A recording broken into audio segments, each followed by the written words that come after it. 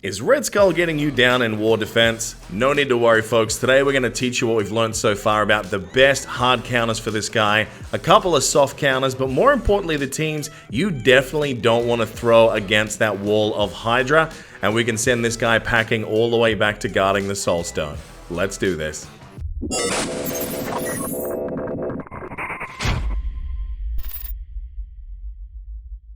Welcome back everyone to the Alternate Reality Network. This is Chewburger84, and today we're going to take you through how to take down Red Skull in war. Now, out of the gate, I'm going to warn you that this is going to be a discussion only. I've got plenty of data on how these teams have been doing over the last 48 hours, but gameplay footage has been very hard to come by. We'll put out some gameplay videos as we have them in the future. But the good news is we have enough data so far to tell you what definitely doesn't work, two teams that are wrecking them so far, and then a couple of in-betweens depending on how far you're able to punch down. So first of all, why don't we start off with the teams that unfortunately are definitely not going to work for you.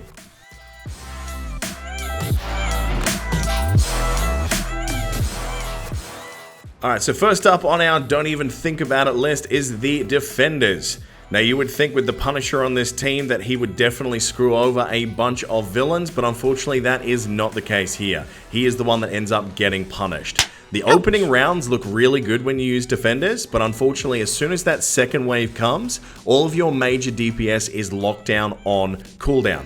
And then Hydra just starts to railroad right through you, and in many cases they can survive at pretty close to full health. They seem like a good idea on paper, but folks, don't even think about using the Defenders. Coming in next on the don't even think about it list is the Power Armor Squad. Now on paper they look good because there is plenty of buffs for Falcon to be able to feed off on the Hydra team, but unfortunately once you go through that AoE burst and Rescue has done her offense up, unfortunately there's not really much that Power Armor can do in a long-term sustain, and that is a terrible thing to have against Hydra. You will blow through their first wave very quickly, but then they will come back with a vengeance, and then he's going to revive everyone on the Hydra team, and then you're going to have lots of heals from the Scientist. So do not even think about using Power Armor against Red Skull. Alright, so wrapping up the teams that you don't even want to think about using against Red Skull is Supernatural. Now with all the buff flips and the control these guys have, on paper you would think that they would work really, really well. But unfortunately that is not the case so far. You see, Hydra has a wonderful ability to shake off debuffs by dying. Alright, it's a very unique mechanic, it's very cool. And it's also very, very irritating. So unfortunately these guys do not have the long-term sustained ability to take them down. And they do not work. Now also teams like Kree and Spider-Verse and even your teams like X-Men can be a little bit iffy against these guys unless you have very specific setups. So what we're going to talk about now is the teams that we have seen work, but only situationally. And usually that means having to punch down. So that means we're going to talk about our soft counters.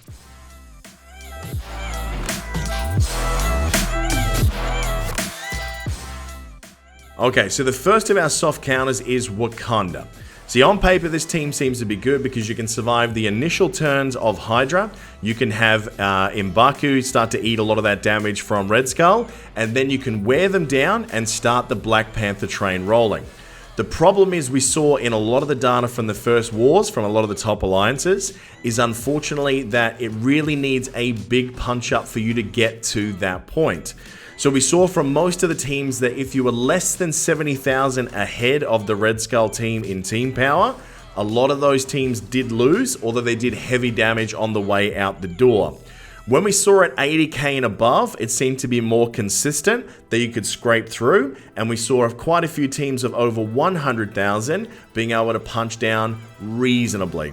Now that is a massive lead, it's very challenging to do that, there's a lot of Red Star luck that comes into being able to do that. So that doesn't make them a wonderful guaranteed every time counter, but if you don't have some of the guaranteed counters at the moment, this may help you get through.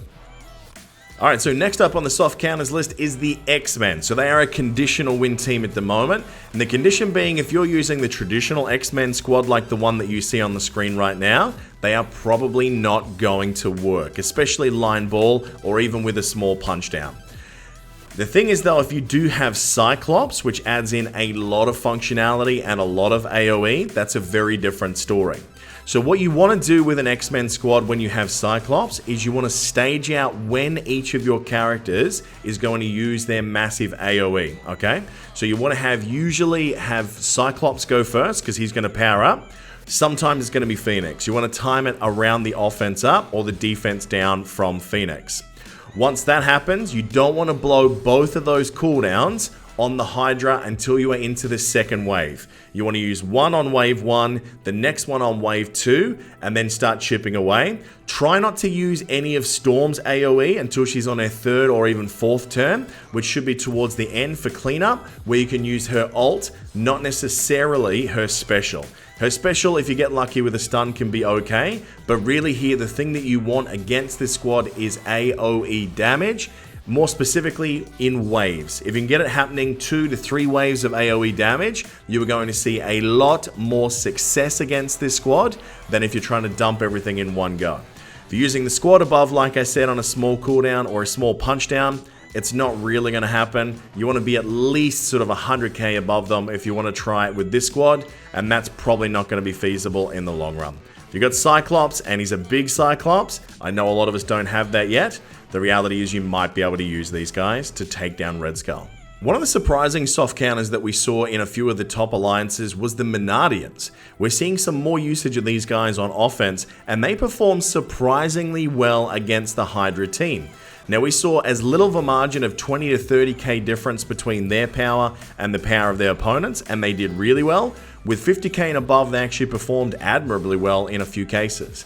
Now, it does seem to depend on when you get energy out, but if you can start this big kill wave going so that Rocket can ult back to back to back between the Thanos and the Star-Lord innovation, that seems to work pretty well.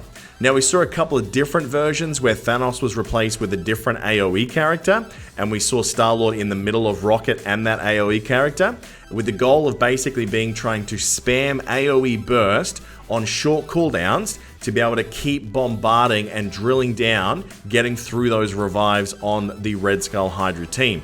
So it seems to be that these guys might be a reasonable counter, but at the moment we're advising a 40 to 50k punch down minimum. If it's closer than that, be prepared for a hard fight, and RNG may not go your way.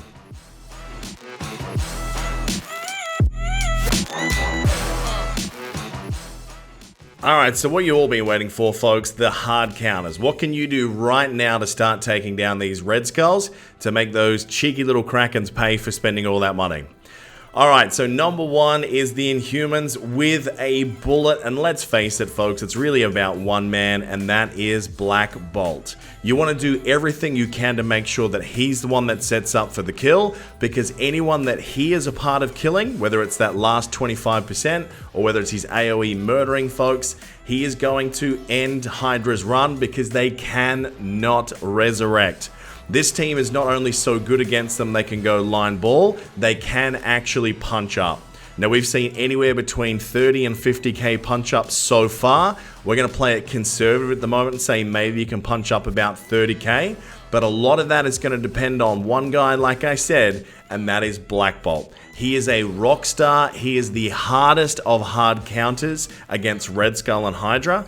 And I know a lot of us are not going to have him at the moment, but long term, at least you know there is a shining light in that tunnel, folks. Black Bolt is the end of Red Skull in War.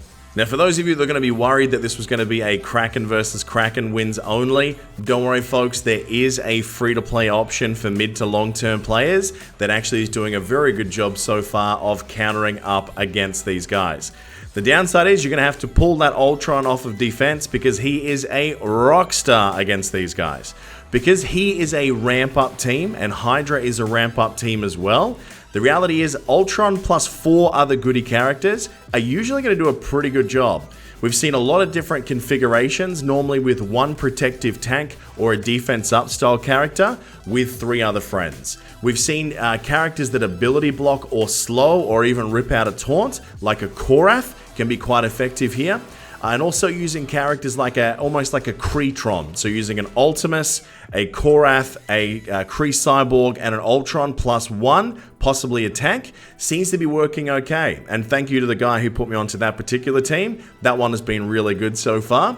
And I think you're going to find you're going to be able to punch up around again 25, 30k at least. Although we've heard a couple of people who have punched up a little bit further than that.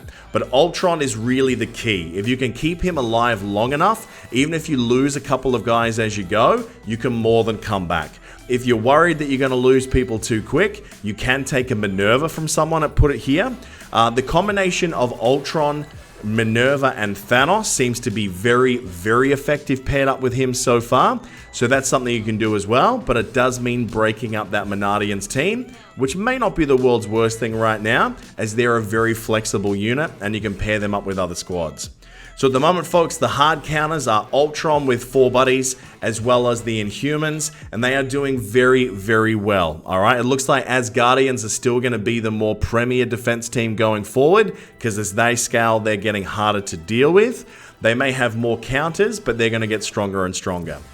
With the Hydra team, it looks like with these 2 specific counters, yep, you're going to have to use those characters to slow them in their tracks, but at least there is a valid, viable solution right now, so you can get back to winning those wars, winning those fights, and not wasting those defensive battles. So what do you think, folks? Did we get it right? Did we miss someone? Do you think there's someone we need to add for next time?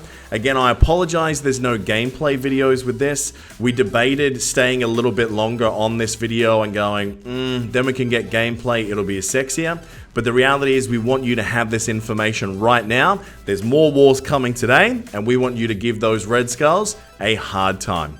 Hope you enjoyed this, folks. We'll see you again very soon, and until next time, cheers.